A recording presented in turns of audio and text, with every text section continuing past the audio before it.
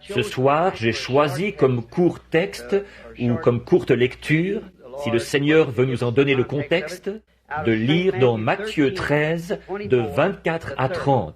Et je veux aussi lire de 36 à 40 dans quelques instants. Donc Matthieu chapitre 13, à partir du verset 24 du chapitre 13 de Matthieu.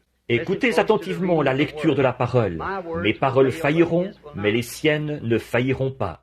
Il leur proposa une autre parabole, et il dit, « Le royaume des cieux est semblable à un homme qui a semé une bonne semence dans son champ. Mais pendant qu'il dormait, son ennemi vint, sema de l'ivraie parmi le blé, et s'en alla. Lorsque l'herbe eut poussé et donné du fruit, l'ivraie parut aussi. Les serviteurs du maître de la maison vinrent lui dire, « Seigneur, n'as-tu pas semé une bonne semence dans ton champ? D'où vient donc qu'il y a de l'ivraie? »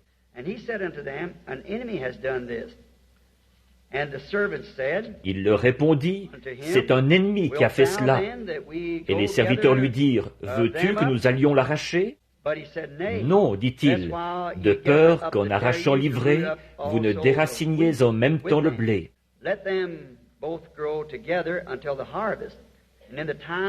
Laissez-les croître ensemble, l'un et l'autre, jusqu'à la moisson. Et à l'époque de la moisson, j'enverrai les moissonneurs. Arrachez d'abord l'ivraie, et liez-la en gerbe pour la brûler, mais amassez le blé dans le grenier. Avez-vous remarqué? Amassez d'abord l'ivraie et liez-la en gerbe. Maintenant, en lisant ceci, quelque chose de bizarre m'est venu à l'esprit. Pendant que j'étais assis au sommet des monts Catalina l'autre soir en prière. Et alors, je me suis demandé où je pourrais trouver un mot qui me servirait pour ce sujet dont je voulais parler ce soir. Je suis descendu et j'ai trouvé le mot « discorde ». Alors j'ai pris le dictionnaire et j'ai regardé ce que ce mot « discorde » veut dire. Et il veut dire, il s'agit de semer la discorde ou être contraire. C'est ce que dit Webster. Semer de la discorde, quelque chose de différent, ou être contraire à ce qui existait auparavant. Alors j'ai pensé le texte de ce soir que je l'intitulerai « La semence de discorde ». Et j'ai confiance que le Seigneur bénira sa parole maintenant, alors que nous l'abordons. Et nous savons aussi qu'il a donné l'interprétation au verset 36 et jusqu'au verset 43, montrant comment cette semence est venue à maturité. Pendant que nous y sommes, lisons-le aussi, du verset 36 maintenant jusqu'au verset 43. Quand il eut renvoyé la foule, il entra dans la maison.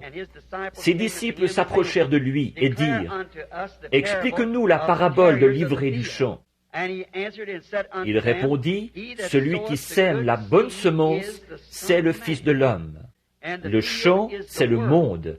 La bonne semence, ce sont les fils du royaume. L'ivraie, ce sont les fils du malin. L'ennemi qui l'a semé, c'est le diable. La moisson, c'est la fin du monde. Les moissonneurs, ce sont les anges. Or, comme on arrache l'ivraie et qu'on la jette au feu, il en sera de même à la fin du monde. Le Fils de l'homme enverra ses anges qui arracheront de son royaume tous les scandales et ceux qui commettent l'iniquité. Et ils les jetteront dans un feu, la fournaise ardente, où il y aura des gémissements, où il y aura des pleurs et des grincements de dents. Alors les justes resplendiront comme le soleil, dans le royaume de leur Père. Que celui qui a une oreille entende. C'est Jésus qui donne lui-même l'interprétation de la parabole. C'est pourquoi nous en connaissons l'interprétation. Et maintenant, comme nous abordons ceci, cette semence qui est semée est récoltée. Voilà qu'il en donne l'interprétation. Et aussi, je crois que Jésus prononçait cette parabole en son jour, mais comme devant s'accomplir à la fin du monde ou à la fin de l'âge, c'est-à-dire en ce jour-ci. Et je crois que ce petit texte de ce soir convient très bien à l'heure où nous vivons. En effet, Jésus a bien précisé ici que le rassemblement se ferait à la fin du monde, que c'est alors que la fin viendrait, que le blé serait rassemblé, et que l'ivraie aussi serait rassemblée et brûlée, et que le blé serait emporté dans le royaume. Et je crois que c'était ça.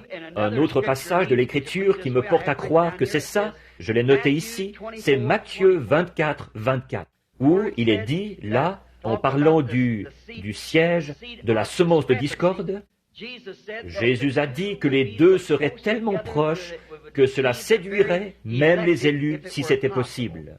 Presque exactement pareil. Il y a un autre endroit dans l'Écriture où c'est écrit que la pluie tombe sur les justes et sur les injustes. Je me souviens de mon expérience quand, pour la première fois, je me suis retrouvé parmi les pentecôtistes. J'étais à Mishawaka, dans l'Indiana. J'assistais à une grande convention dans une salle semblable à celle-ci, où ceux du Nord et ceux du Sud s'étaient assemblés. En effet, à cette époque-là, à cause de la ségrégation, ils avaient dû se réunir là-bas. C'étaient deux grandes associations de frères pentecôtistes. Je n'avais jamais entendu parler d'eux et je ne les avais jamais rencontrés auparavant. C'est là que, pour la première fois, j'ai entendu parler en langue. Et au bout de la rangée, à la convention, comme je n'étais pas un de leurs membres, j'étais simplement un jeune prédicateur baptiste. Je me suis assis tout au fond. Et je me souviens, la première fois que j'ai entendu quelqu'un parler en langue, je ne savais même pas de quoi il s'agissait. Et alors, il y avait ces deux hommes, notamment, qui étaient assis en avant. L'un d'eux parlait en langue et l'autre interprétait ce que l'homme avait dit. Eh bien, je me suis mis à étudier ma Bible sans relâche à ce moment-là. Et j'ai vu que c'était biblique. C'est exactement, selon l'Écriture, ce que le Saint-Esprit ferait. Eh bien, peut-être le lendemain, cette nuit-là, j'avais le cœur tout remué. J'ai dormi dans un champ de maïs. Je n'avais pas assez d'argent pour me payer un lit. Alors, j'avais juste assez d'argent pour rentrer à la maison. Je me suis acheté des beignets faits depuis quelques jours, ou plutôt des petits pains, et pour mon petit déjeuner. J'aurais pu manger avec eux, j'étais le bienvenu, mais je ne pouvais pas participer aux frais. À cette époque-là, c'était la dépression, 1933. Alors, c'était une période assez difficile. Et alors, je me suis dit, eh bien, je ne veux pas manger avec eux, mais je veux savoir ce qu'ils ont. Ils ont quelque chose que je n'ai pas. Donc, ce matin-là, ils m'ont demandé que tous les prédicateurs viennent sur l'estrade. Vous n'avez qu'à vous nommer, dire qui vous êtes, d'où vous venez. Eh bien, j'ai simplement dit William Branham, évangéliste, Jeffersonville. Je me suis assis. Eh bien, à ce moment-là, j'étais le prédicateur le plus jeune qu'il y avait sur l'estrade. Et le lendemain, ils m'ont fait venir sur l'estrade pour prêcher. Ensuite, après que j'ai eu prêché, eh bien, nous avons passé des moments bénis. Et ensuite, j'ai fait la connaissance de plusieurs personnes qui m'ont invité à venir à leur église. Ensuite, après, bien, je me suis dit, si seulement je pouvais trouver ces deux hommes principaux qui parlaient en langue et interprétaient. C'est ce qui brûlait dans mon cœur. Je le désirais tellement. Eh bien, comme je vous le disais au début, un petit don par lequel on enclenche un mouvement. Vous savez, les dons et les appels sont sans repentir. Vous les avez toute votre vie. Vous voyez, vous naissez avec, si ce sont des dons de Dieu. Alors, j'ai toujours, depuis ma plus tendre enfance, j'ai toujours eu ça. Les gens qui me connaissent depuis toujours savent que c'est vrai. Eh bien, si je me disais, à l'époque, je ne savais pas ce que c'était. Ça s'appelait une vision. Je ne savais vraiment pas ce que c'était. Mais je me disais, si je pouvais seulement arriver à leur parler. Eh bien, et l'esprit qu'il y avait dans la salle me faisait vraiment l'effet d'être l'esprit de Dieu. Alors, j'ai réussi à parler à l'un d'eux. Je lui ai posé quelques questions. Et c'était un chrétien tout à fait authentique. Il n'y avait aucun doute là-dessus. Cet homme-là était un vrai croyant. Et l'autre homme, quand je lui ai parlé, si j'ai jamais rencontré un hypocrite, celui-là en était bien. En fait, cet homme-là, son épouse était blonde, et il avait eu deux enfants d'une femme aux cheveux noirs. Je me suis dit, bon, qu'est-ce qu'on fait maintenant? Me voilà tout déboussolé. Moi qui suis fondamentaliste, il faut que ce soit la parole, sinon ce n'est pas juste. Et voilà que l'esprit, l'un d'eux, d'après ce que j'en sais, donnait une vibration absolument authentique. Et l'autre n'était pas bon du tout. Et l'esprit descendait sur les deux. Mais comment est-ce possible? Je ne savais pas quoi penser. 2 ans plus tard, je priais dans la caverne où j'avais l'habitude d'aller pour prier. Comme c'était poussiéreux dans la caverne, un après-midi je suis sorti. J'ai posé ma Bible sur un tronc d'arbre. Et un coup de vent l'a ouverte à Hébreux chapitre 6. Là, il est dit que dans les derniers jours, ce qui arriverait si nous abandonnions la vérité et que nous nous renouvelions encore pour venir à la repentance, qu'il ne resterait plus de sacrifice pour le péché, que les épines et les chardons qui sont prêts d'être rejetés ont fini par y mettre le feu. Mais la pluie tombe souvent sur la terre pour l'arroser, pour la préparer. Mais les épines et les chardons seraient rejetés, mais le blé serait amassé. Je me suis dit, eh bien, c'est juste le vent qui l'a fait s'ouvrir là. Bon, j'ai simplement reposé la Bible et je me suis dit, eh bien, maintenant je vais juste, et voilà le coup de vent qui l'ouvre. C'est arrivé 3 fois. Je me suis dit, eh bien, c'est bizarre ça. Et en me relevant, j'ai pensé, Seigneur, pourquoi ouvrirais-tu cette Bible pour que je lise ça? Alors que j'arrive à ce passage-là, les épines et les chardons qui sont prêts d'être rejetés ont fini par y mettre le feu. Je pensais, pourquoi l'ouvrirais-tu pour que je lise ça là? Et comme je regardais au loin, or ces vraies visions viennent sans aucun effort de ma part. C'est Dieu, un point c'est tout, voyez. J'ai regardé et j'ai vu une terre qui tournait devant moi. Et j'ai vu qu'elle était toute labourée. Il y avait un homme habillé de blanc. Il avançait en semant du blé. Et après qu'il a eu disparu à l'horizon, un homme est arrivé. Il était horrible à voir. Il était habillé de noir. Et il lançait des semences de mauvaises herbes partout. Les deux ont levé ensemble. Et à ce moment-là, toutes les deux avaient soif, parce qu'elles avaient besoin de pluie. Et on aurait dit que chacune priait, la petite tête inclinée. « Seigneur, envoie la pluie, envoie la pluie !» Alors les gros nuages sont arrivés, et la pluie est tombée sur les deux. À ce moment-là, le petit blé s'est relevé tout d'un coup, et s'est mis à dire « Loué soit l'Éternel, loué soit l'Éternel !» La petite mauvaise herbe qui était juste à côté, elle aussi s'est relevée tout d'un coup, et elle disait « Loué soit l'Éternel, loué soit l'Éternel !» Et alors la vision a été interprétée. La pluie tombe sur les justes et sur les injustes. Le même esprit peut descendre dans une réunion et que tout le monde s'en réjouisse. Les hypocrites, les chrétiens et tout le monde ensemble. Tout à fait exact. Mais qu'en est-il? On les reconnaît à leurs fruits. Voyez? C'est le seul moyen par lequel on pourra jamais les reconnaître. Alors, vous voyez là que puisque l'avoine sauvage, où le blé sauvage et le grain sauvage imitent parfois un grain authentique du pays, tellement proche que ça séduirait même les élus. Je crois que nous vivons dans un âge où il convient tout particulièrement de prêcher sur ces choses et d'en parler. Remarquez au verset 41, là encore les deux sont très proches, tellement proches dans les derniers jours, qu'il ne pouvait pas compter sur telle ou telle église pour faire le tri. Disons les méthodistes ou les baptistes ou les pentecôtistes pour faire le tri. Il a dit, il envoie ses anges pour faire le tri. Un ange vient faire le tri, faire la séparation entre le juste et le faux. Et personne d'autre que l'ange de l'Éternel ne peut le faire. C'est lui qui va dire lequel est le juste et lequel est le faux. Dieu a dit qu'il enverrait ses anges au dernier temps. Non pas des anges tout au long ici, mais des anges au dernier temps, et qu'ils rassembleraient. Nous savons que nous sommes maintenant à l'approche du temps de la moisson. Or, un ange, en fait, selon l'interprétation du mot, c'est un messager. Et nous voyons qu'il y a 7 anges des 7 églises. Et maintenant, non, tout au long des âges de l'Église. Remarquez qui il a dit qu'étaient les semeurs et aussi ce qu'était la semence. L'un d'eux, le semeur, c'était lui, le Fils de Dieu, qui est sorti semer la semence.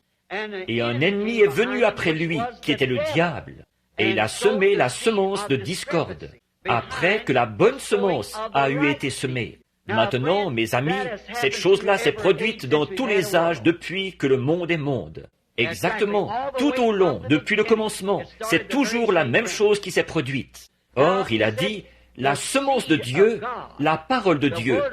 Jésus a dit quelque part que la parole est une semence. et chaque semence produira selon son espèce. Et maintenant, si le chrétien, les enfants de Dieu, les enfants du royaume, sont devenus la semence de Dieu, alors il faut qu'ils soient la parole de Dieu.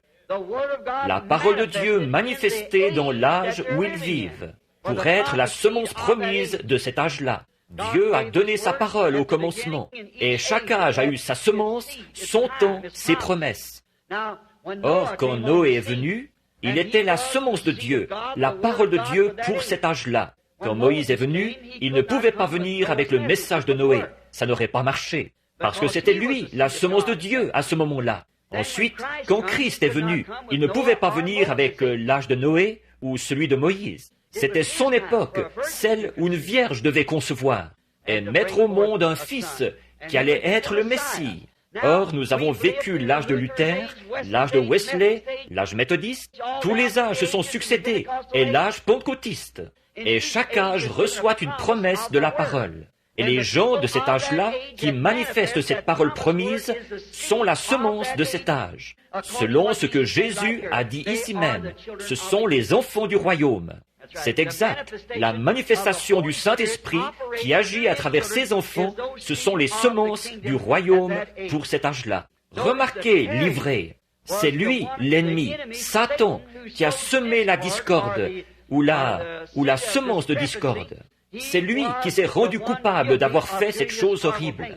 Satan a semé sa semence dès le commencement, au moment où Dieu a placé sa première moisson d'êtres humains sur la terre. Adam, bien sûr, il savait déjà qu'il y avait une connaissance de la vérité, et du bien et du mal, mais il n'en était pas encore venu là. Mais nous voyons que Dieu a donné à ses enfants sa parole, pour qu'elle soit leur défense. Nous n'avons aucune autre défense que la parole de Dieu.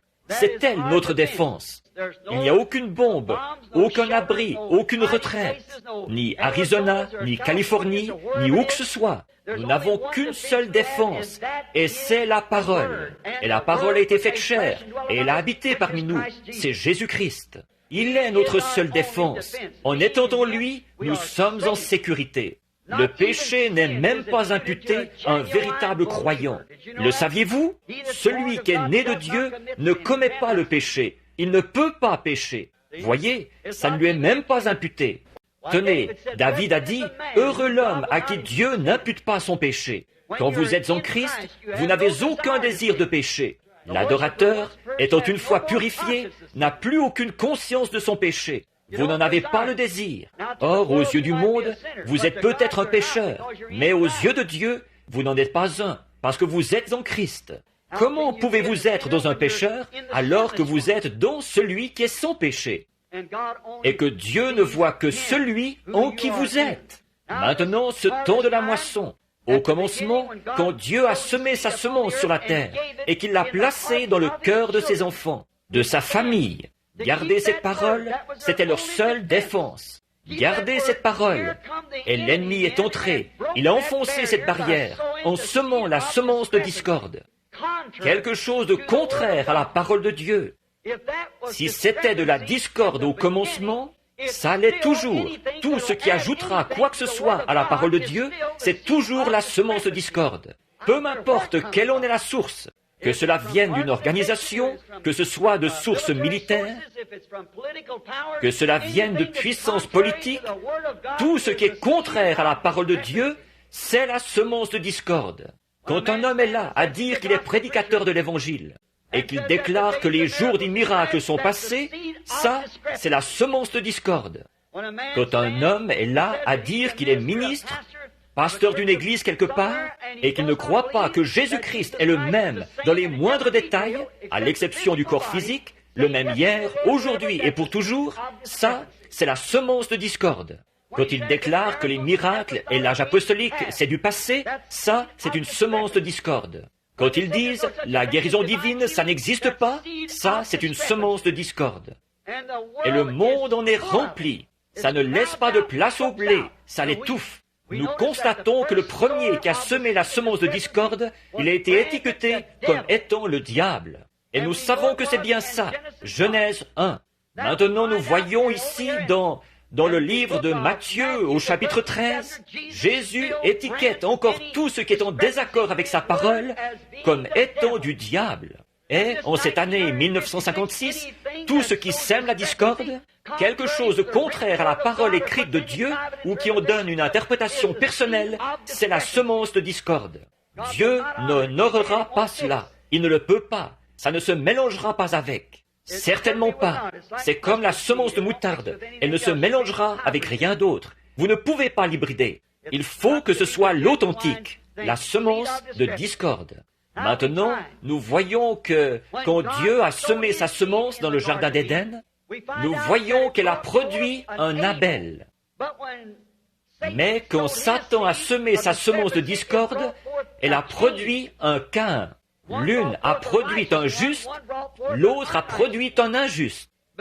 En effet, Ève a écouté la parole de la discorde, quelque chose de contraire à la parole de Dieu. Et c'est là que le ballon du péché a commencé à rouler. Et depuis ce jour-là, il n'a pas cessé de rouler. Et nous n'arriverons jamais à nous en débarrasser complètement, tant que les anges ne seront pas venus faire le tri. Alors Dieu emportera ses enfants dans le royaume, et l'ivraie sera brûlée. Remarquez ces deux vignes.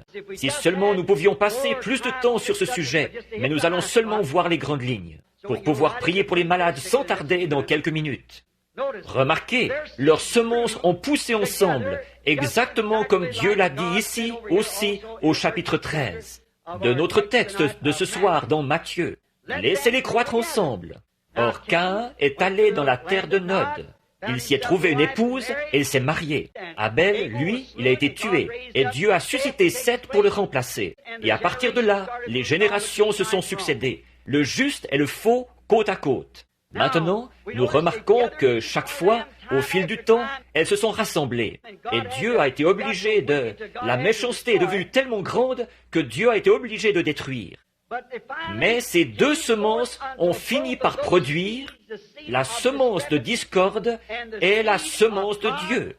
Ont produit chacune leur tête véritable, dont l'aboutissement a été Judas Iscariote et Jésus-Christ. En effet, il était la semence de Dieu. Il était le commencement de la création de Dieu.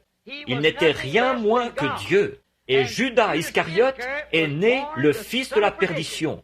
Il est venu de l'enfer, il est retourné en enfer. Jésus-Christ était le Fils de Dieu, la parole de Dieu manifestée. Judas Iscariote, par sa discorde, il était la semence du diable. Il était venu dans le monde et pour tromper, exactement tel qu'il était au commencement dans Caïn, son ancêtre. Judas ne faisait que jouer à l'Église. Il n'était pas vraiment sincère. Il n'avait pas réellement la foi. Il n'aurait jamais trahi Jésus. Mais vous voyez, il a semé cette semence de discorde. Il pensait pouvoir se lier d'amitié avec le monde, Mammon, tout en étant ami avec Jésus. Mais il était trop tard pour qu'il puisse rien y changer. Quand l'heure fatale est venue, quand il a fait cette vilaine chose, il a franchi la ligne, la séparation entre aller de l'avant et faire demi-tour. Il a été obligé de continuer sur sa lancée comme imposteur. Il a semé la semence de discorde.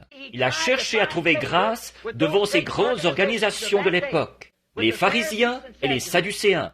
Et il pensait gagner un peu d'argent comme ça et être bien vu des gens. N'est-ce pas ce qui amène tant de gens à donner dans cette discorde? Ils cherchent à trouver grâce devant l'homme. Trouvons grâce devant Dieu et non devant l'homme. Mais c'est ce que Judas a fait. Quand cette discorde a eu son aboutissement en lui, nous savons que Jésus était la parole.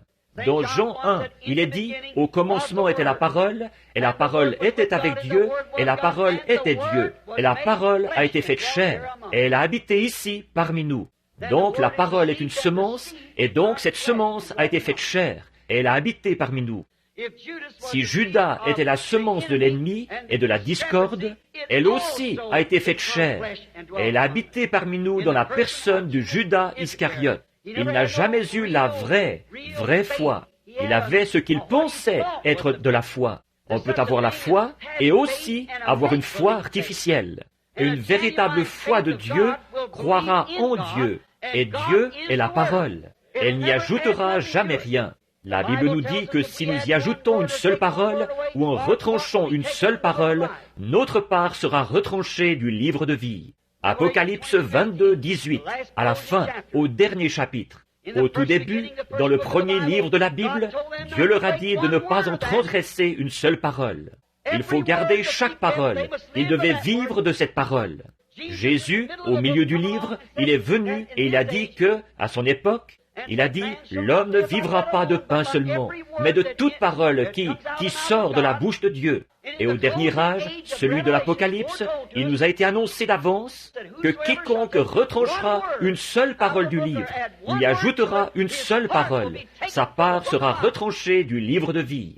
C'est pourquoi il ne doit rien y avoir de douteux, mais seulement une parole de Dieu véritable, sans mélange. Ce sont là les fils de Dieu, les filles de Dieu, qui ne sont pas nés par la volonté de l'homme, ni par une poignée de main ou une forme quelconque de baptême, mais qui sont nés de l'Esprit de Dieu par le Saint-Esprit, et à travers lesquels la parole se manifeste.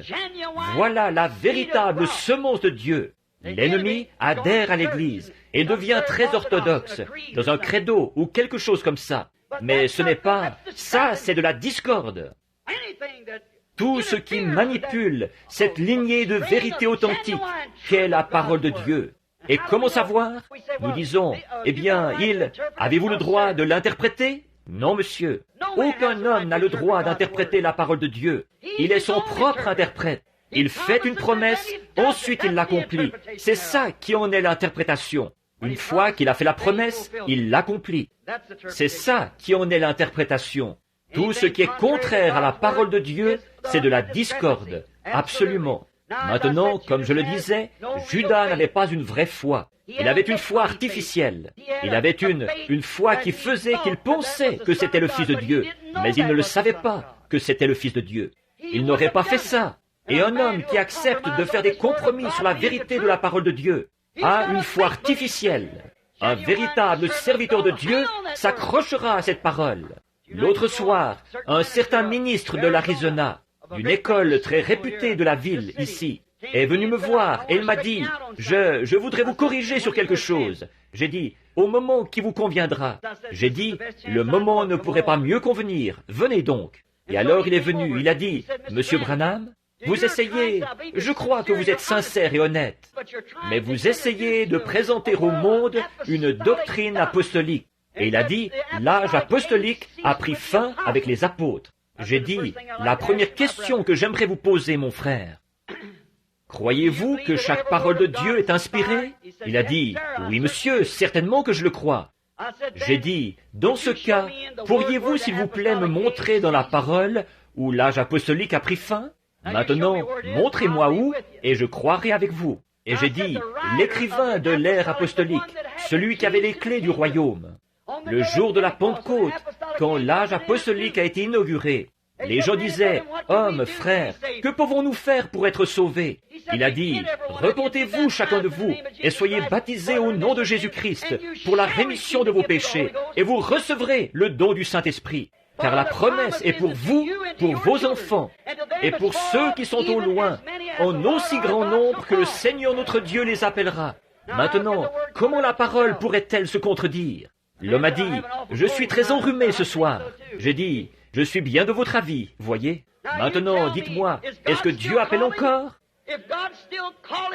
Si Dieu appelle encore, alors nous vivons encore à l'âge apostolique. Certainement, en aussi grand nombre que le Seigneur notre Dieu appellera jamais, les appellera jamais. En aussi grand nombre qu'il les appellera.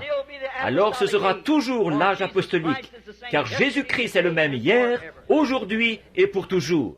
Donc nous voyons aujourd'hui que cette discorde a été semée dans tous les âges. Si je pouvais vous montrer cela dans les 10 ou 15 prochaines minutes, je le ferais, mais c'est impossible. Tout au long des âges, la plupart d'entre nous, nous lisons la Bible. Par exemple, quand Jésus est venu, il a vu qu'il y avait cette discorde, quelque chose de contraire. Il était la parole manifestée. Il était l'interprétation de Dieu de la parole. En effet, il a dit, « Vous sondez les Écritures, parce que vous pensez avoir en elles la vie éternelle, et ce sont elles qui rendent témoignage de moi. » Voilà, Il était l'interprétation de la parole. Et tous les fils et les filles de Dieu, nés de nouveau de cet âge, sont l'interprétation de la parole. Vous êtes des lettres écrites, lues de tous les hommes. Oui, remarquez, il a dit, c'est en vain qu'il m'honore, en enseignant la discorde comme doctrine. C'est en vain qu'il m'honore, en enseignant comme doctrine la discorde. Des doctrines d'hommes, des credos d'hommes. En enseignant que ces choses sont la parole de Dieu, alors qu'elles n'ont rien à voir avec la parole de Dieu. Regardez, chaque âge a produit ce genre de récolte. Tous les âges l'ont fait, et le nôtre ne fait pas exception. Nous trouvons la même chose, et encore plus dans cet âge que dans tous les autres âges réunis, car nous en sommes à la fin de l'histoire de ce monde. La discorde qu'il y a sur la face de la terre aujourd'hui est plus grande que jamais auparavant sur cette terre. Dans les autres âges, la discorde les a éloignés du Dieu vrai et vivant pour les entraîner vers les idoles. Aujourd'hui, Jésus a dit dans Matthieu 24, 24 que ce serait tellement proche que ça séduirait même les élus si c'était possible. Vous parlez de discorde. Oh, c'est tellement subtil. Satan est au milieu des gens et il est tellement doué, ce théologien, ce docteur en théologie, qu'il peut enseigner la parole de façon presque parfaite. Jésus l'a dit, mais observez-le bien, quelque part il y aura quelque chose. Il dira, eh bien, ça, là, ce n'était pas pour ici. Ah, mais oui, absolument. Voyez-vous, parce que Dieu a dit que ça l'était. Regardez ce que cela a produit. Cette même discorde a fait descendre la colère de Dieu au jour de Noé, quand Dieu a envoyé son prophète et qu'il a prêché comme une flamme de feu, qu'il a appelé les gens à la repentance et que la discorde a été engloutie par l'eau. Alors, qu'est-ce que Satan a fait? Il est revenu tout de suite dans Cam et il s'est remis à semer. C'est tout à fait exact. Ensuite, Moïse est venu, le grand prophète, pour faire sortir les enfants d'Israël du désert. Qu'est-ce qui s'est passé? Moïse, le grand prophète de Dieu, il leur a apporté la vérité absolue, la vérité confirmée. Il avait rencontré Dieu. Dieu a prouvé qu'il l'avait rencontré. Et les gens là-bas, ces sacrificateurs, ils avaient leur religion, leur rituel, leur rite et tout. Mais Moïse s'est tenu là comme confirmation de l'interprétation de la parole. Ne l'oubliez pas. Moïse était l'interprétation de Dieu de sa promesse. Il avait dit qu'il le ferait. Il était l'interprétation de Dieu. Qu'est-ce qui s'est passé? L'Église venait à peine de sortir de l'Égypte. Elle était en marche depuis quelques jours. Et qu'est-ce qui s'est passé? Satan est venu avec sa discorde, dans la personne du second Caïn, c'est-à-dire Balaam. Et il a semé la discorde parmi eux. Nous savons que c'est vrai. Balaam, là, cet enseignement de Balaam, comme quoi nous sommes tous pareils. Nous servons le même Dieu que vous. Fondamentalement, il avait raison. En effet, il a offert un sacrifice que Dieu offrait. 7 béliers, 7 taureaux sur 7 autels. Et il a prié le même Dieu de façon aussi parfaite que Moïse là-bas dans le désert. C'était tout à fait pareil. Mais il n'était pas pareil. Tout cela préfigurait ce qui allait arriver. Encore là, il y avait Caïn, manifesté dans la personne de Balaam. Et il y avait Dieu manifesté dans la personne de Moïse, qui interprétait ses paroles à travers un être humain, qui se faisait connaître lui-même, sa promesse, à travers un être humain. Et la discorde s'est élevée. Et il y a eu la même chose du temps de Judas. Il est venu avec sa discorde. Et souvenez-vous, ce péché, ce que ces gens-là ont cru, que nous sommes tous pareils. Nous adorons le même Dieu. Nous devrions tous faire partie de la même Église. Nous devrions être un même peuple. Ce péché-là n'a jamais été pardonné à Israël. Jésus lui-même a dit, « Ils sont tous morts. Ils ont tous péri, sauf 3, ceux qui ont tenu bon et qui ont cru la promesse. Quand les poules mouillées ont dit, « Nous ne pouvons pas nous emparer de ce pays-là. Nous avons affaire à trop forte partie. » Et tout. Caleb et Josué ont fait taire le peuple et ils ont dit, « Nous sommes plus que capables de nous en emparer. Parce que Dieu nous l'a promis. Quelle que soit l'opposition, ça m'est égal. Et nous pouvons encore prêcher la guérison divine et le baptême du Saint-Esprit. Encore avoir la puissance de Dieu pour nous détacher des choses du monde. » Dieu l'a dit. L'âge apostolique n'a jamais pris fin et ne prendra pas fin. Il continue. Donc nous trouvons ce même vieux semeur de discorde. Et souvenez-vous, ce péché n'a jamais été pardonné. Maintenant, frères, s'il n'a jamais été pardonné à cette époque-là, qu'en est-il de maintenant? Alors que la véritable semence de tous les âges est en train de se rassembler. Remarquez, cette grande chose que Balaam a faite, elle a continué et continué pour finalement aboutir à la venue de Judas Iscariote et de Jésus. Qu'est-ce que c'était? Judas et Jésus étaient une image très exacte de Caïn et Abel. En effet, comme Judas était religieux, Caïn aussi était religieux. Caïn a construit un autel, il a offert un sacrifice, il a adoré Dieu, il l'a fait avec autant de sincérité que l'autre. Mais voyez-vous, il n'avait pas la révélation de ce qu'était la parole. Il pensait que c'était Adam et Ève qui avaient mangé des pommes ou des fruits.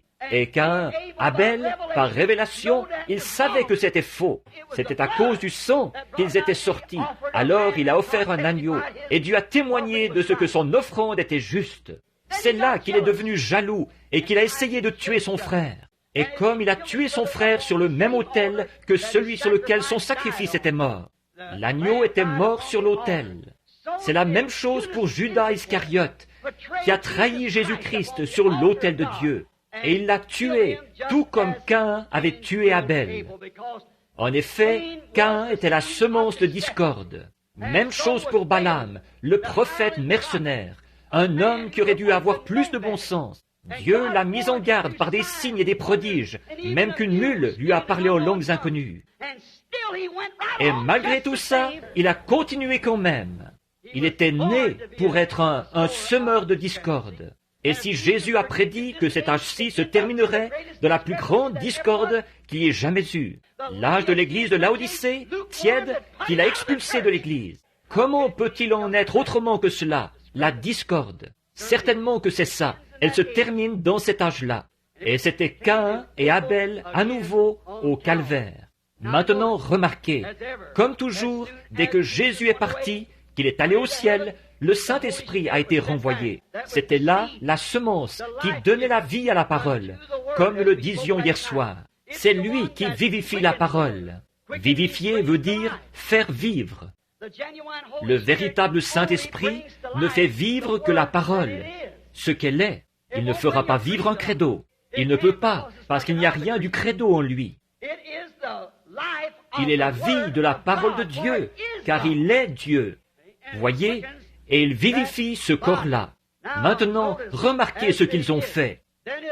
Alors, la Bible dit, et Jean a parlé à ses enfants, il a dit, « Petits enfants, vous avez appris que l'Antichrist devait venir dans le monde. » Il a dit, « Et il est déjà dans le monde. » Et il agit dans les fils de la désobéissance. Or ça, c'était peut-être une trentaine d'années après la venue du Saint-Esprit. Nous voyons que, quand le Saint-Esprit est venu, la vraie semence, celui qui donnait vraiment la vie à la semence, voilà que la discorde s'est introduite de nouveau. Et remarquez, ça a continué comme ça. La vraie parole avait été confirmée. L'un après l'autre, les prophètes d'autrefois avaient confirmé que la parole de Dieu était la vérité. Si quelqu'un ici a déjà lu le Concile de Nicée ou le Concile pré-nicéen, c'est 15 jours de politique avide de sang, où ce groupe de Romains là-bas a voulu faire une dénomination de cette Église. Des prophètes vêtus de peau de mouton, qui mangeaient des herbes sauvages, sont venus, et ils ont pris position pour la parole. Mais avec quel résultat? Il fallait que ça se passe comme pour Caïn, il fallait que ça se passe comme pour Abel. L'un des deux devait mourir. Effectivement, et la parole a perdu son influence sur les gens. Aussi, par un vote unanime, ils ont exclu la parole véritable. Ils ont accepté les dogmes de discorde de l'Église catholique primitive.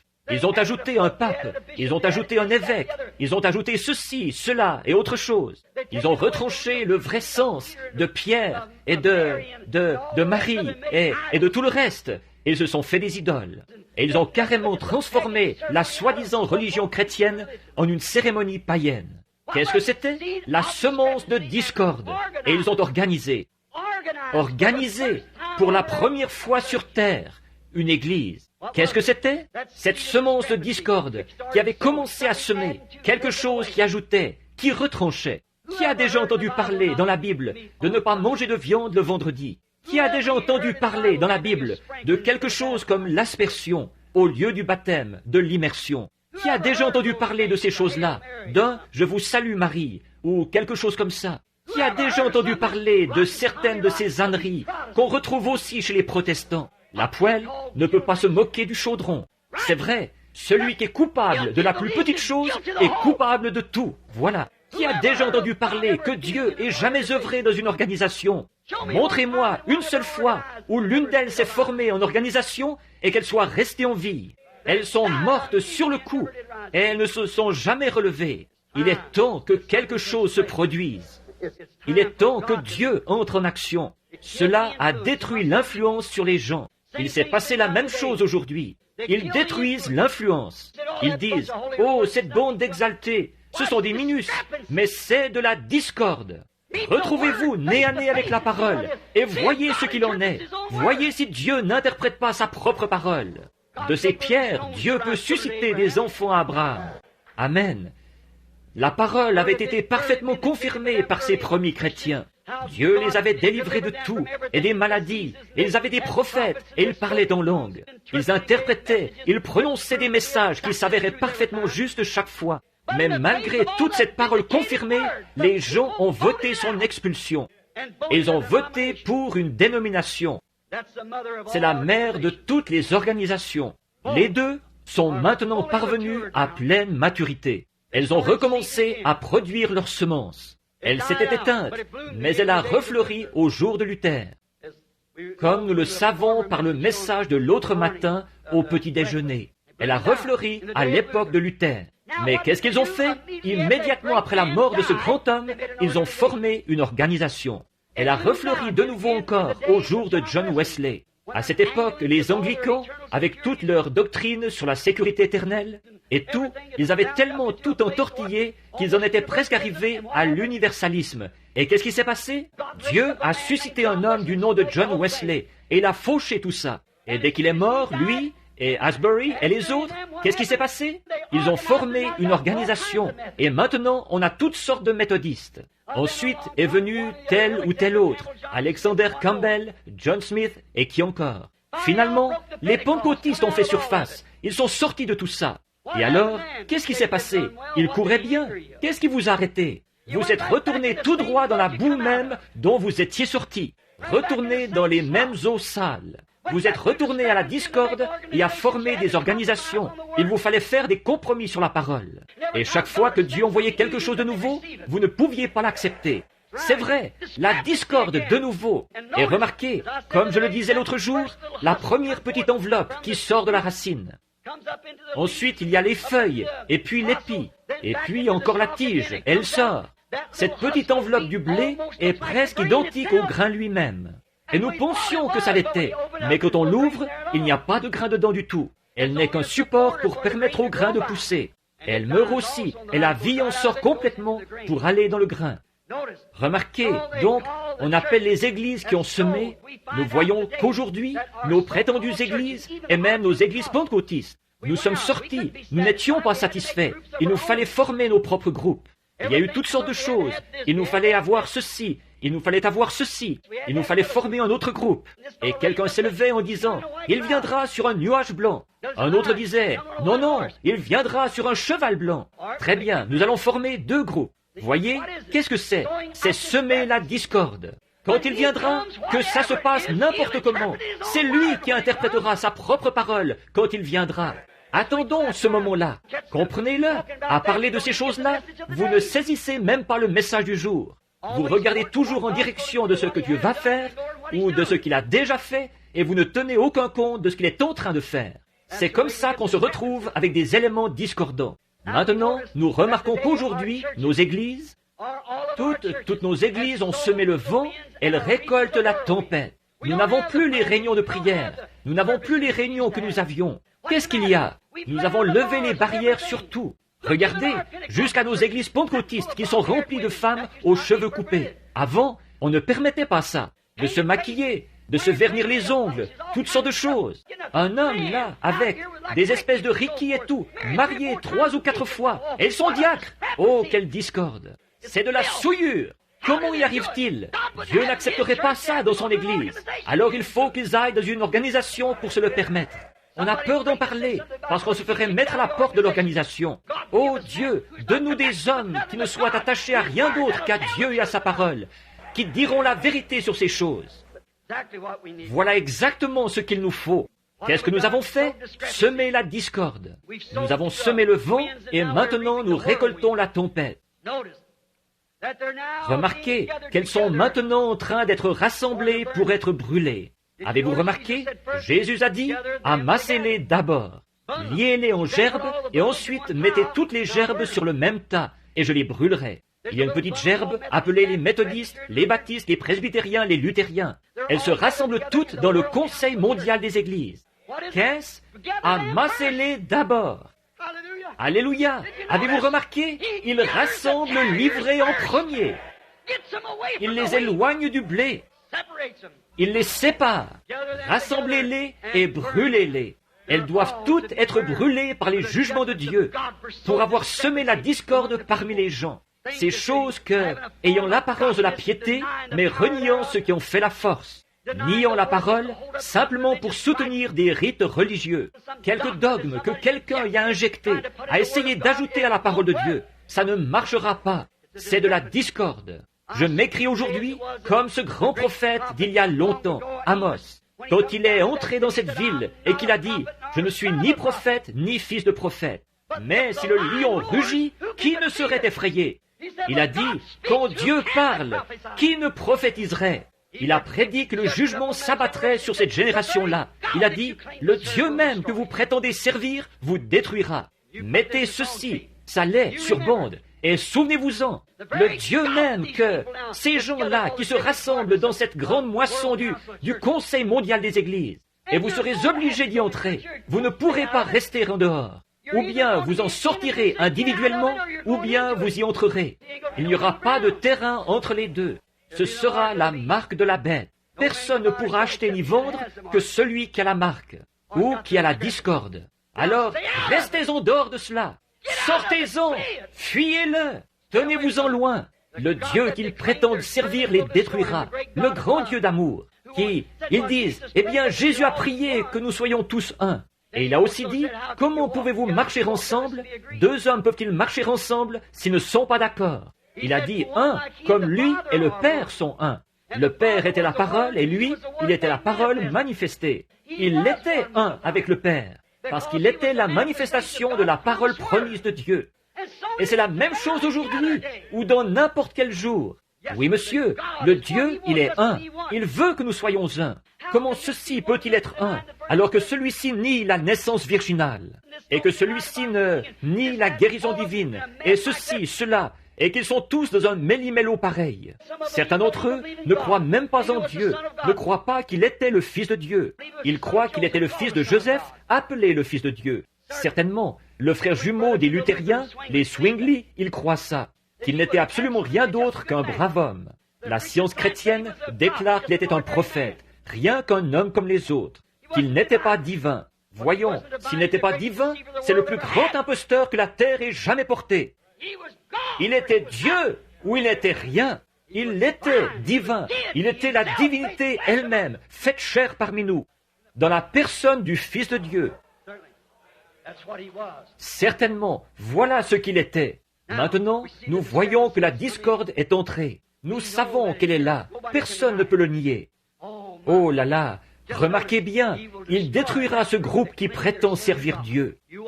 Observez bien, Dieu a planté sa semence. Je termine, parce que c'est le moment de former la ligne de prière. Dieu a planté sa semence, et sa semence, c'est Christ. Je vais prêcher là-dessus un soir, dans quelque temps, le lieu où Dieu a décidé de mettre son nom. Si le Seigneur le veut, peut-être à l'un des petits déjeuners, quand j'aurai un peu plus de temps. Regardez, il est la seule issue. Il est le seul souverain véritable. Il est le seul vrai Dieu. Il n'y en a pas d'autre que lui. Il a dit, je suis Dieu, le seul Dieu. Jésus a dit, « Voici le commandement. Écoute Israël, je suis l'Éternel ton Dieu, un seul Dieu. Je le suis. Pourquoi en attendez-vous un autre? Un autre viendra, je viens au nom de mon Père, et vous ne me recevez pas. Mais un autre viendra en son propre nom, et lui, vous le recevrez. » Et ils l'ont fait à Nicée. Êtes-vous chrétien? Je suis baptiste. Êtes-vous chrétien? Je suis pentecôtiste. Êtes-vous chrétien? Je suis méthodiste. Un autre nom. Mais pour ce qui est de ce nom de Jésus-Christ, ils s'en éloignent le plus possible. Ils ne veulent rien avoir à faire avec lui. Car il est la parole. Et la parole se manifeste elle-même. Remarquez, la seule issue, il est la rose de Saron. La Bible l'a dit. Tous les titres dans la Bible de Dieu appartiennent à Jésus-Christ. Il était l'alpha, l'oméga, le commencement et la fin. Celui qui était, qui est et qui vient. La racine est la postérité de David. À la fois, la racine est la postérité de David. L'étoile du matin, la rose de Saron, le lys de la vallée. L'alpha, l'oméga, le Père, le Fils, le Saint-Esprit, tout cela en Jésus-Christ. Il était la pleine manifestation de Jéhovah Dieu, qui a été fait chair pour habiter parmi nous. Voilà exactement ce qu'il était. Il était la rose de Saron. Qu'est-ce qu'on a fait à la rose de Saron? On l'a écrasée, on l'a broyée, pour en faire sortir le parfum. Une rose magnifique doit être écrasée complètement pour qu'on puisse recueillir le parfum de cette rose. Et c'était une vie magnifique que celle-là. Il n'y a jamais eu une vie vécue comme celle-là, mais elle a dû être écrasée au calvaire. Vous voyez, on prenait là l'onction de la rose de Saron et on la mettait sur Aaron. Il fallait qu'il soit oint de cela pour pouvoir entrer dans la présence de l'Éternel, dans le lieu saint. Au-dedans du voile saint, il fallait qu'il soit oint de la rose de Saron pour pouvoir aller faire l'aspersion du propitiatoire tous les ans. Et cette onction devait être sur lui, une odeur agréable à l'Éternel. Alors qu'il portait le sang de l'agneau devant lui, après avoir été aussi aspergé de cet agneau, avec des grenades et des clochettes sur le tour de ses vêtements, il devait marcher à une certaine cadence, en faisant de la musique. Saint, Saint, Saint est l'Éternel. Remarquez, il est cette rose de Saron, cette odeur agréable, l'onction qui est sur son peuple. Vous ne pouvez pas entrer dans sa présence avec aucun credo ni rien d'autre, mais seulement oint de cette rose de Saron, la parole. Il est aussi le lys de la vallée. Or, comment obtient-on l'opium? On obtient l'opium en prenant un lys et en l'écrasant. On en obtient l'opium. Les médecins l'utilisent dans leur laboratoire. Prenez un homme qui est nerveux et agité, ou une femme qui a l'impression qu'elle va perdre la tête. Elle fait les 100 pas, elle crie, elle est hystérique. Le médecin va prendre un peu de son opium de lys et il lui injectera ça dans le bras ou dans une veine quelque part, à elle ou à lui. Et il se calme. C'est terminé pour un moment. Mais aussitôt, l'effet de l'opium disparut, les voilà qui reviennent pire que jamais. Mais je vais vous dire, mes amis, ça, c'est seulement un type de l'opium véritable, qui vient du lys de la vallée que je connais. Il est le lys de la vallée. Il a été écrasé au calvaire. Il a été blessé pour nos transgressions. C'est par ses meurtrissures que nous avons été guéris. Dans cet écrasement de fleurs, il était une fleur. Il était la fleur la plus admirable qui ait jamais poussé. Ce lys de la vallée est cette admirable rose de Saron. Or, il est là ce soir, suspendu entre ciel et terre.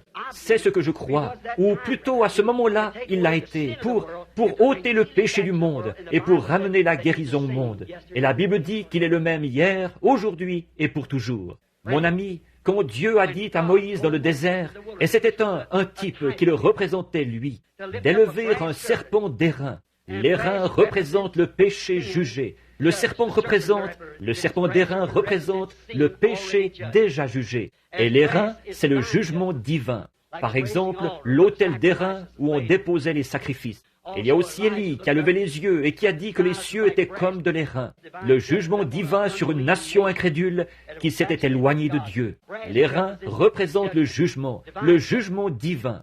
Et le serpent représentait le péché déjà jugé. Et Jésus était ce serpent qui a été fait péché pour nous et qui a pris le jugement de Dieu sur lui. Il a été blessé pour nos transgressions, brisé pour notre iniquité. Le châtiment qui nous donne la paix est tombé sur lui, et c'est par ses meurtrissures que nous sommes guéris. Oh, ce soir, Dieu a une pharmacie remplie d'opium pour vous. Amis chrétiens, vous êtes malades et vous souffrez. Oh, vous êtes épuisés, c'est vraiment trop difficile pour vous. Vous ne pourrez plus tenir le coup encore longtemps. C'est à vous, vous rendre fou, ce jour moderne où nous vivons. Avez-vous écouté Lifeline ce soir, ce qu'ils ont dit, que la Russie déclare qu'en 55, ils auraient le monde entier sous leur emprise totale? Avant que cela puisse se produire, l'enlèvement doit avoir lieu. Alors, c'est pour quand, mon ami? C'est ici, tout près maintenant. Ne voulez-vous pas le chercher ce soir de tout votre cœur? Il est le lys de la vallée, et il est le même hier, aujourd'hui et pour toujours. Il est ici ce soir pour s'élever au milieu de son peuple, tout comme Moïse a élevé l'indication du péché jugé, et pas seulement du péché, mais de la maladie. Souvenez-vous, Jésus a dit, comme Moïse éleva le serpent d'airain, il faut de même que le Fils de l'homme soit élevé.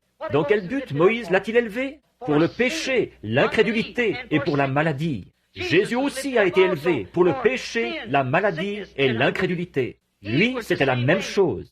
Maintenant, ce soir, au jour où nous trouvons cette grande discorde, Jésus-Christ a promis dans Luc qu'au jour avant la venue du Seigneur, ce serait comme au jour de Sodome.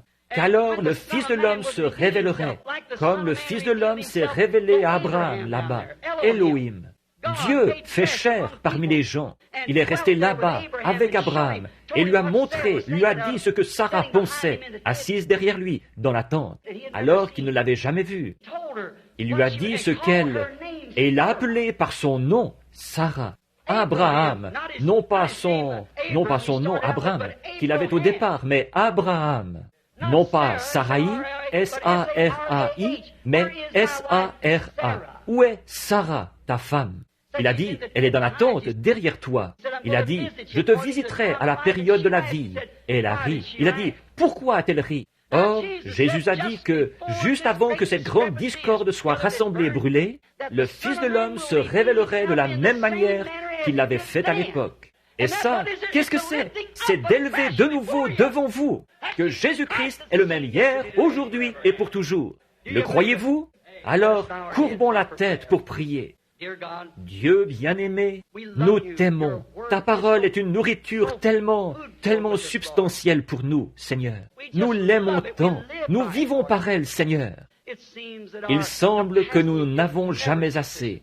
Nous aimons tant nous asseoir à ta table, autour de ta parole, et savourer les bénédictions.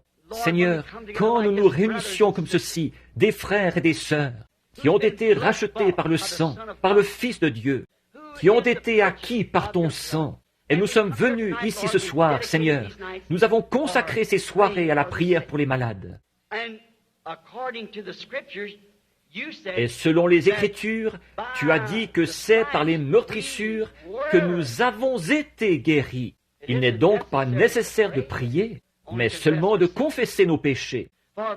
Car par tes meurtrissures, nous avons été, au temps passé, guéris. Oh, quel jour de salut! Quelle promesse faite par Emmanuel! C'est certainement la vérité.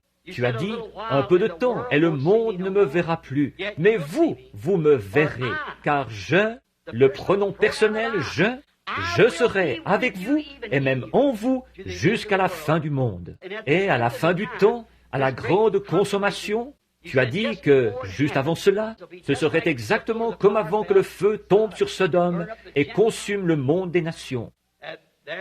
Qu'il y aurait de nouveau une révélation du Fils de l'homme, exactement comme à Sodome. Père, que les gens ne passent pas à côté. Et je prie au Dieu, avec ma manière un peu primitive, si je n'ai pas dit ce qu'il fallait, pardonne-moi, enclencher un mouvement. Je les aime, Seigneur. Je prie qu'ils ne passent pas à côté. Que ce soit un des grands soirs, Seigneur. Que tous ceux qui sont ici malades, affligés, aveugles, ou quoi encore, Seigneur, qu'ils soient guéris ce soir. Que tous les pécheurs soient sauvés. Que dans leur cœur maintenant, s'ils sont des incroyants, qu'ils acceptent Christ en ce moment même. Accorde-le, Père. Tout cela est entre tes mains. Nous nous remettons à toi pour te voir venir au milieu de nous. Tu as dit dans Jean 14, 12, « Celui qui croit en moi fera aussi les œuvres que je fais. » Nous savons que la manière dont tu t'es fait connaître aux gens, car tu étais ce prophète dont Moïse avait dit qu'il serait suscité. Il y avait des centaines d'années qu'il n'avait pas eu de prophète. Il y avait de la discorde partout. Mais la parole de Dieu devait quand même s'accomplir. Alors la parole a été faite chair, et la discorde aussi. Et Père, nous voyons la même chose aujourd'hui. La discorde qui est en train de former une grande gerbe. Et nous voyons la parole qui est en train de faire la même chose. Bénis-nous ce soir, Père. Nous nous remettons à toi avec ta parole. Tout ce que tu trouveras utile de nous faire faire, utilise-nous pour le faire, Seigneur. Au nom de Jésus, Amen. Soyez très respectueux. Nous ne savons pas ce qu'il a dit. Il se peut qu'il ait quelque chose à nous dire, alors soyez très respectueux un petit instant.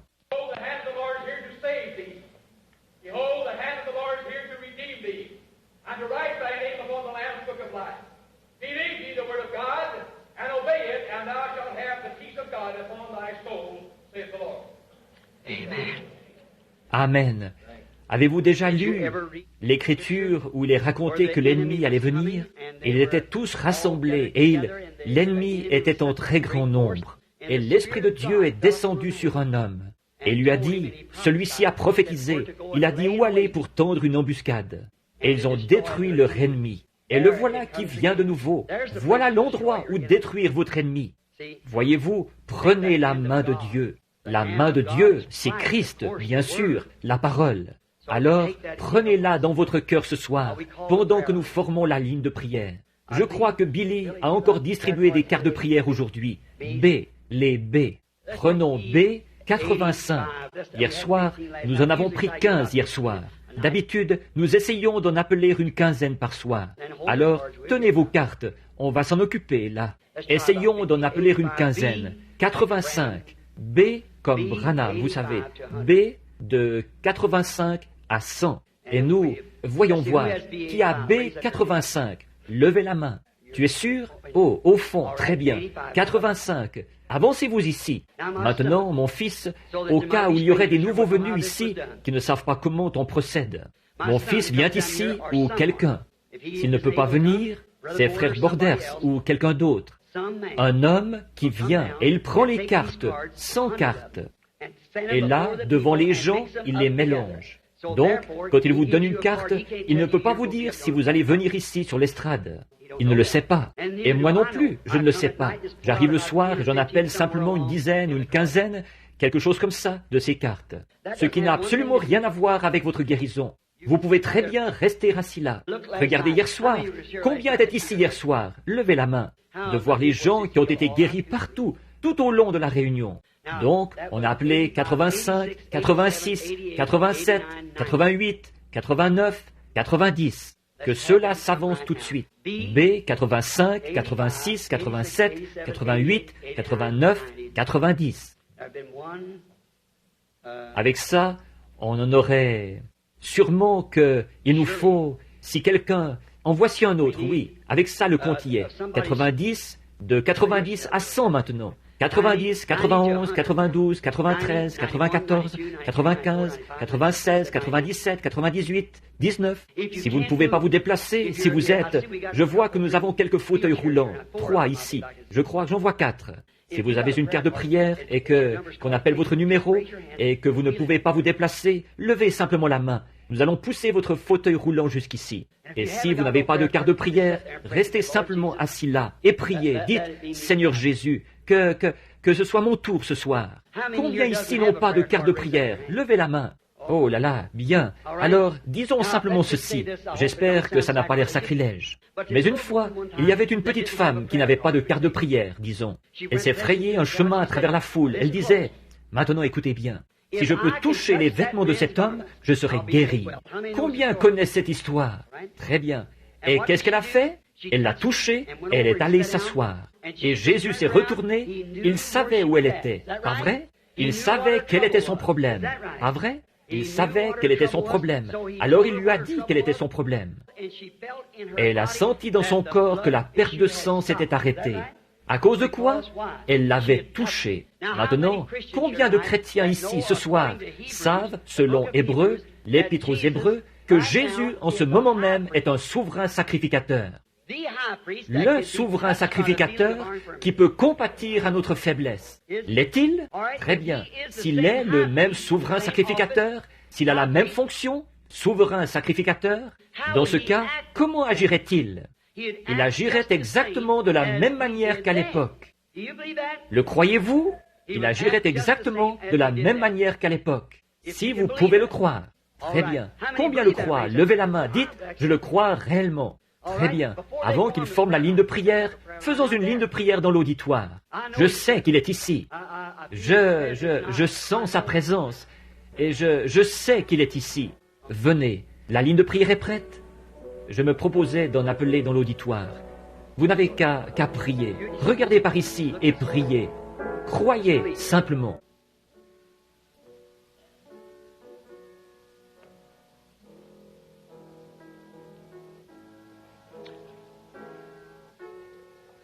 Une petite dame est assise ici. Elle me regarde fixement. Elle est assise à côté d'une dame qui porte des lunettes. Ne voyez-vous pas, là, ce qui se trouve au-dessus de cette femme? Regardez, ici.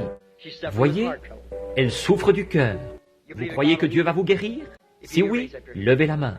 C'était bien votre problème. C'est vrai. Maintenant, si c'était bien votre problème, levez la main pour que les gens puissent voir. Levez la main comme ça. Maintenant, vous ne l'avez plus maintenant. Votre foi vous a guéri. Il est le même hier, aujourd'hui et pour toujours. Oh, il y a de la discorde. Mais Jésus-Christ est le même hier, aujourd'hui et pour toujours. Est-ce que, maintenant, continuez simplement à prier. Voyez-vous, vous n'avez pas besoin d'être sur l'estrade. C'est pour vous montrer. Maintenant, voici une dame. Pour autant que je sache, je ne l'ai jamais vue de ma vie. Elle n'est qu'une femme debout ici. Vous avez eu une carte de prière et vous ne saviez pas si vous alliez être appelé ou pas. Quelqu'un vous a simplement donné une carte de prière et vous, on a appelé votre numéro, alors vous vous êtes avancé jusqu'ici simplement. Pas vrai? Et je n'ai aucun moyen de savoir ce que vous êtes, qui vous êtes, d'où vous venez, ce que vous voulez, rien de tout ça. Je ne suis qu'un homme et vous la femme. C'est exact. Une fois, le même tableau s'est présenté dans la Bible, Jean chapitre 4. Maintenant, vous direz, qu'est-ce que vous avez fait, frère Branham, tout à l'heure? Il y a un instant, j'ai simplement enclenché ce petit mouvement, voyez-vous? Moi, je ne sais pas, voyez-vous? C'est lui qui doit le faire. Moi, je ne sais pas. Et cette femme dans l'auditoire tout à l'heure, je n'avais jamais vu cette femme-là de ma vie. Elle est une parfaite inconnue pour moi. Je crois bien qu'il s'agissait d'une femme. Qui est la personne qui vient d'être guérie, là, dans l'auditoire? Est-ce que vous... Oui, nous sommes des inconnus l'un pour l'autre. Si c'est vrai, faites signe de la main, comme ceci. Voyez, je n'avais jamais vu cette femme, mais elle était assise là, avec la foi. Or, elle a touché quelque chose, n'est-ce pas? Ça ne l'avancerait à rien de me toucher, moi. Mais maintenant, ne voyez-vous pas que la Bible est très précisément la parole de Dieu? Il est le même hier, aujourd'hui et pour toujours. Nous devenons des tabernacles du Saint-Esprit, qui est Christ. Voyez, voilà la vraie semence. À ce moment-là, si ce vrai Saint-Esprit entre dans la vraie semence de la parole, non pas, il ne faut pas en prendre seulement une partie, parce que le diable utilise cela. Il faut que vous la preniez toute. Voyez-vous, chaque parole. En effet, il n'est pas Dieu à moitié, il est tout Dieu. Voyez, et voilà ce qui se produit. Maintenant, voici une femme. Je ne l'ai jamais vue. Une fois, Jésus a trouvé une femme comme celle-ci. Peut-être qu'elle n'était pas dans le même état, je ne sais pas. Il était assis à un puits. Il fallait qu'il descende en Samarie. Et nous voyons que la Samarie était au bas de la colline. Ou plutôt, en allant à Jéricho, il est passé par la Samarie. Il est arrivé dans une ville nommée Sichar. Il s'est assis au bord du puits et il a envoyé ses disciples acheter des vivres. Combien y a-t-il de races de gens dans le monde? 3. Le peuple de Cam, de Sem et de Japheth. Nous descendons tous de Noé. Le reste du monde a été détruit à cette époque-là. Il n'y a que 3 races de gens. Ce sont les Juifs, les nations et les Samaritains, lesquels étaient moitié Juifs, moitié des nations. Ce sont là les seules races qu'il y a dans le monde. Voyez-vous, il n'y en a que 3. En Dieu, tout est parfait en 3. C'est comme ces 3 dont je parlais ce soir. Les 3 étapes de la discorde. Les 3 étapes de la parole faite chair et tout. Voyez, et donc il a parlé aux Juifs. Il a dit à Philippe, quand il lui a amené Nathanaël, il lui a dit où il était. Il a dit, je l'ai vu quand il était sous l'arbre. Il a dit à André, lui avait amené Pierre. Il lui a dit, ton nom est Simon, et dorénavant tu seras appelé Pierre. Il a dit, tu es le fils de Jonas. Voyez, or ceux-là, c'étaient tous des Juifs. Mais ici, il va vers une femme des nations. Pas une femme des nations, mais une Samaritaine. L'époque des nations, c'est maintenant.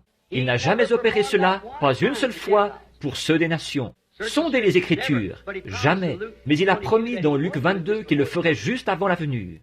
Mais donc, il était assis là, et une femme, moitié juive, moitié des nations, est arrivée. Et il lui a dit, « Femme, donne-moi à boire. » Elle a dit, « Mais tu ne devrais pas me demander ça, vraiment. Il y a de la ségrégation ici. Tu es juif, et moi, je suis samaritaine. » Il a dit, « Mais si tu savais à qui tu parles, c'est toi qui me demanderais à boire. » Qu'est-ce qu'il était en train de faire? Il était en train de contacter son esprit. Et dès qu'il a vu quel était son problème, eh bien, il lui a dit d'aller chercher son mari. Elle a dit qu'elle n'en avait pas. Il a dit, c'est vrai, tu en as eu 5. Maintenant, regardez, quand les pharisiens l'ont vu faire ça, là, cette discorde qui était là même, au même endroit que la parole, eux, qu'est-ce qu'ils ont dit? Ils ont dit, cet homme est Belzébul, un diseur de bonne aventure. Voyez, et Jésus a dit que quiconque dirait cela du Saint-Esprit quand il viendrait faire la même chose, il ne lui serait jamais pardonné. La voilà, votre discorde. Voyez, mais à ce moment-là, il leur a dit qu'il le leur pardonnait parce que le Saint-Esprit n'était pas encore venu. Le sacrifice, l'agneau n'était pas encore mort. Mais cette femme-là, elle n'a pas pensé ça. Cette femme a dit, « Seigneur, je vois que tu es prophète. » Il y avait des centaines d'années qu'il n'avait pas eu de prophète. Elle a dit, « Je vois que tu es prophète. Or, nous savons que le Messie, celui qu'on appelle Christ, quand il viendra, c'est ce qu'il fera. » Eh bien, si c'est ce qu'il a fait, alors il est le même hier, aujourd'hui. C'est de cette manière-là qu'il s'est fait connaître à cette époque-là. N'est-ce pas la même chose aujourd'hui? Forcément. Or, ici, nous avons de nouveau une femme et un homme qui se rencontrent. Elle n'est pas cette femme-là, je ne suis pas cet homme-là. Mais le fait est que le même Saint-Esprit est ici. Et il a fait la promesse que les œuvres qu'il avait faites, que nous ferions la même chose au jour où le Fils de l'homme serait révélé. Maintenant, je ne vous connais pas. Et vous savez que c'est vrai. Nous sommes de parfaits inconnus l'un pour l'autre, et vous êtes debout ici. Peut-être qu'il y a quelque chose qui ne va pas chez vous, peut-être pas, je ne sais pas. Mais si le Seigneur Jésus me révèle par son Saint-Esprit quel est votre problème, croirez-vous alors qu'il s'agit du Fils de Dieu et non d'un être humain? Ceci, ce n'est qu'une enveloppe, ce tabernacle-ci que Dieu utilise comme tous ceux qu'il a choisis. Il le fait par sa grâce souveraine et par élection. Alors, mais vous croyez, vous allez le croire. Combien dans l'auditoire le croiront? Nous voici ici, tous les deux debout devant la lumière, déclarant que nous ne nous sommes jamais rencontrés dans cette vie. Je n'ai pas la moindre idée de qui est cette femme, de ce qu'elle est, d'où elle vient, ni de ce qu'elle veut obtenir. Je ne l'ai jamais vue de ma vie, et je n'avais jamais vu la femme là-bas de ma vie non plus. Mais voyez-vous, voici ce que je veux vous amener à faire, à vous débarrasser de cette discorde maintenant, et à croire la parole, alors que la parole est faite chair ici même au milieu de nous. La parole prend vie dans notre propre chair, ce qui témoigne de la présence de Dieu. Maintenant, puisse-t-il le lui accorder? Ce qu'elle veut obtenir, c'est pour un motif valable.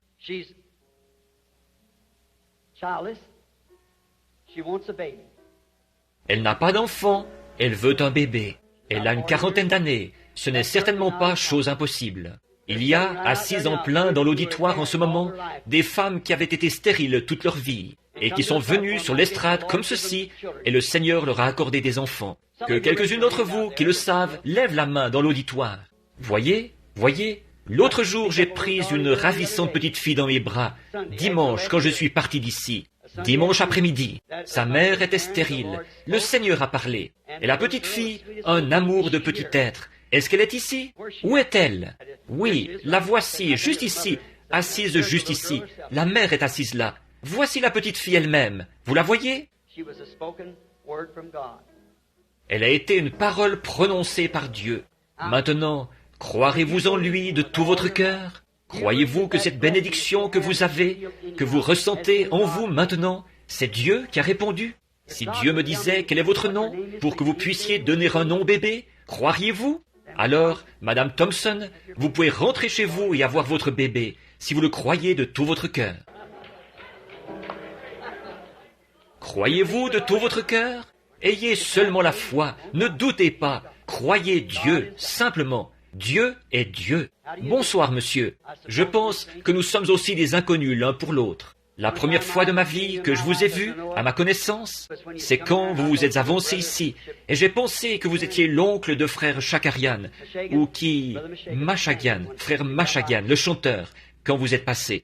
Après, j'ai vu que vous alliez dans la ligne de prière. Maintenant, comme je suis un inconnu auprès de vous, ou pour vous, et moi, un inconnu, et vice-versa, maintenant, si le Seigneur Jésus veut bien me dire quelque chose, que vous, peut-être ce que vous voulez obtenir, disons-le comme ça, qu'il me dise ce que vous voulez obtenir. Or, il vous l'a déjà accordé. Tout ce qu'il vous faut, c'est seulement assez de foi pour le croire. Maintenant, combien comprennent ça? Seulement assez de foi pour croire que vous obtenez ce que vous demandez. Voyez, maintenant, donc, si vous êtes ici et que vous voulez obtenir quelque chose, et qu'ils me disent quel est votre désir, alors vous savez que moi, je ne sais pas quel est votre désir. Donc, il faut que ce soit quelque chose ici qui fasse cela. Maintenant, selon la parole, c'est ce qu'il a promis de faire. Il connaissait les pensées de leur cœur. Pas vrai? Très bien. Vous avez un grand désir d'être guéri. Une chose, vous souffrez d'une maladie nerveuse. Vous êtes très tendu. C'est exact. Autre chose, vous avez mal au dos. Votre dos est en très mauvais état, et depuis longtemps, vous avez même été opéré pour ça. C'est ainsi dit le Seigneur, c'est vrai. Voyez, c'est exact. Et voici autre chose. Le désir profond que vous avez, c'est que vous voulez recevoir le baptême de l'Esprit. C'est tout à fait exact. Venez. Dieu bien-aimé, au nom de Jésus-Christ, que cet homme soit rempli du Saint-Esprit avant de quitter les lieux. Au nom de Jésus, Amen. Maintenant, recevez-le, mon frère. Ayez seulement la foi, ne doutez pas. Bonsoir. Je pense, pour autant que je sache, que nous sommes des inconnus l'un pour l'autre. Si c'est exact, eh bien, pour que les gens le sachent, levez simplement la main pour qu'ils voient que nous sommes inconnus l'un à l'autre. Je ne l'ai jamais vue de ma vie, à ma connaissance. Et je pense qu'elle ne m'a jamais vu, si ce n'est assise dans l'auditoire. En effet, le Père Céleste sait, et sa parole est ici devant moi, que je n'ai jamais vu cette femme de ma vie à ma connaissance. Donc, je ne pourrais pas savoir pourquoi vous êtes là, avoir la moindre idée de qui vous êtes, quoi que ce soit, rien à votre sujet. Je ne pourrais pas vous dire la moindre chose. La seule chose, c'est seulement un don. Si je peux, comme vous m'avez entendu l'expliquer tout à l'heure, seulement m'écarter du chemin, écouter ce qu'il dit, ce que je vois, je peux le dire. Ce qu'il ne dit pas, je ne peux pas le dire. Je le dirai de moi-même, et ce serait faux. Voyez, ce serait faux. Mais si c'est lui qui le dit, c'est tout à fait vrai. Ça ne pourra jamais, ça n'a jamais été faux, ce ne sera jamais faux tant que ce sera Dieu. Voyez, parce que Dieu ne peut pas avoir tort. Mais si Dieu peut me dire ce que vous voulez obtenir, ce que vous désirez, ou la raison pour laquelle vous êtes ici, quelque chose que vous avez fait, ou quelque chose comme ça, ou qui vous êtes, d'où vous venez, ou ce qu'il voudra bien me dire, est-ce que vous croiriez? Merci. Une chose, vous avez des problèmes avec vos pieds. Vous avez mal aux pieds. C'est exact. Levez-la. Vous avez des problèmes féminins, des troubles gynécologiques. Et vous avez un grand désir dans votre cœur. C'est que vous venez de perdre quelqu'un ou quelque chose. C'est un garçon. Votre garçon a quitté la maison. Il s'est enfui. Et vous voulez que je prie qu'il revienne. Ô Dieu du ciel, envoie-lui son enfant. Que le Saint-Esprit arrête ce jeune homme sur la route ce soir. Renvoie-le vers sa mère. Au nom de Jésus. Amen. Celui qui sait vous le renverra. Ne vous inquiétez pas. Maintenant, croyez, ne doutez pas. Ayez seulement la foi de tout votre cœur. Croyez, et Dieu fera le reste pour vous.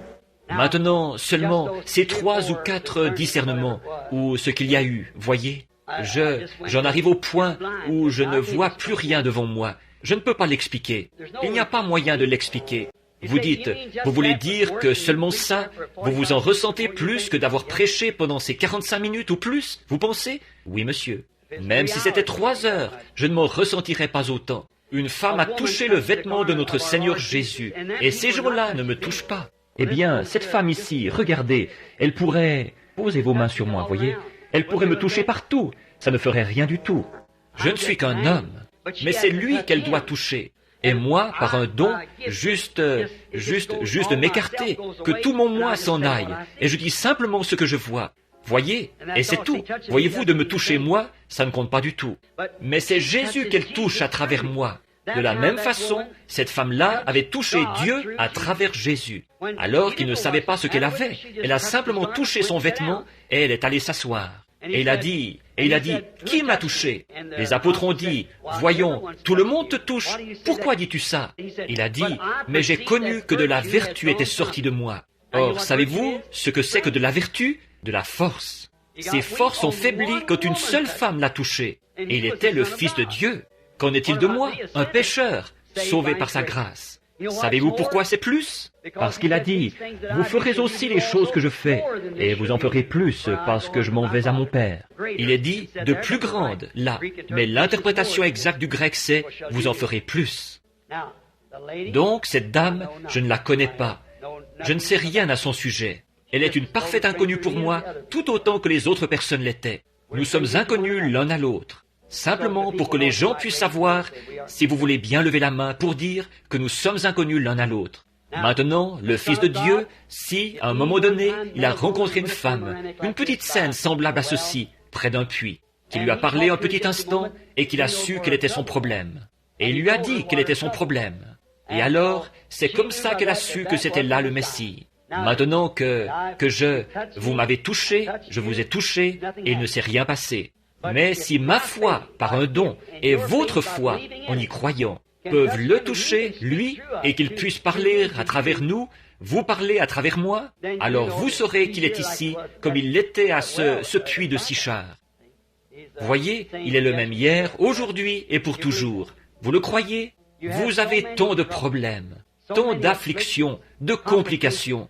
Une des choses principales pour laquelle vous voulez qu'on prie pour vous, c'est l'arthrite. C'est exact, pas vrai? L'arthrite est en train de vous ankyloser.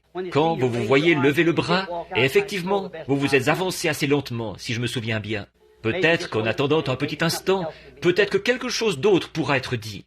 Pour enlever, ou vous savez, on ressent des choses. Les gens, vous savez, c'est comme un souffle qui s'élève contre cela.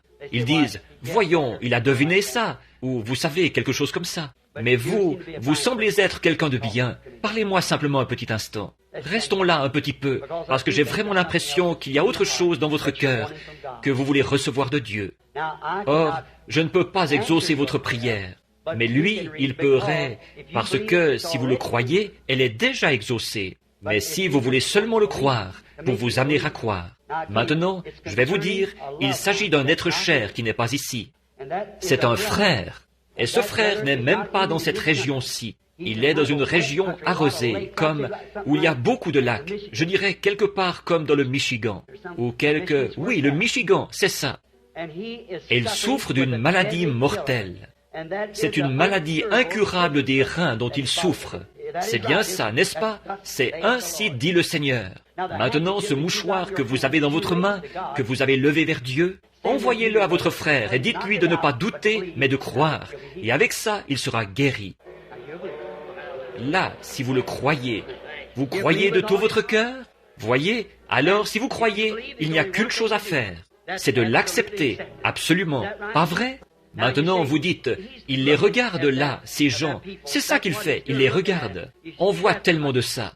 Mais, au cas où vous ne sauriez pas, la dame ici, venez de ce côté, madame. Ici, la malade, qui que vous soyez. Je ne la regarde pas. Croyez-vous que Dieu peut me révéler quel est votre problème? Levez les mains, si vous le croyez. La dame ici, la malade. Oui, très bien. Alors, si vous le croyez de tout votre cœur, l'asthme dont vous souffriez ne vous causera plus d'ennui. Très bien, rentrez chez vous et croyez-le. Il ne la regardait pas, n'est-ce pas? Voyez-vous, vous regardez dans cette direction-ci. La vision est là, peu importe ce qui se passe. Amen. Ne le voyez-vous pas? C'est tout aussi parfait que Dieu peut être parfait. Vous croyez, vous aussi? L'asthme pourrait s'en aller dans votre cas aussi, n'est-ce pas? Croyez-vous que ça s'en irait? Très bien. Allez dire au Seigneur Jésus que vous croyez en lui. Un jour, il vous faudrait vous promener avec une petite canne si cette arthrite vous rendait infirme. Mais elle ne le fera pas. Vous ne croyez pas qu'elle le fera, n'est-ce pas? Vous croyez que vous irez bien. allez votre chemin, Jésus-Christ vous guérit. Les troubles cardiaques tuent des gens, mais pas forcément vous. Croyez-vous que Dieu va vous guérir de ça et vous rétablir? Allez, croyez-le de tout votre cœur. Dites, j'y crois vraiment. Parlez-vous anglais? Comprenez-vous l'anglais?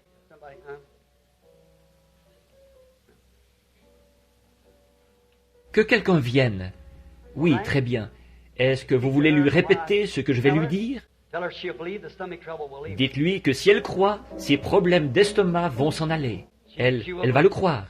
Et vos maux de dos, à vous, vont s'en aller aussi. Alors maintenant, vous pouvez aller votre chemin et être guéri.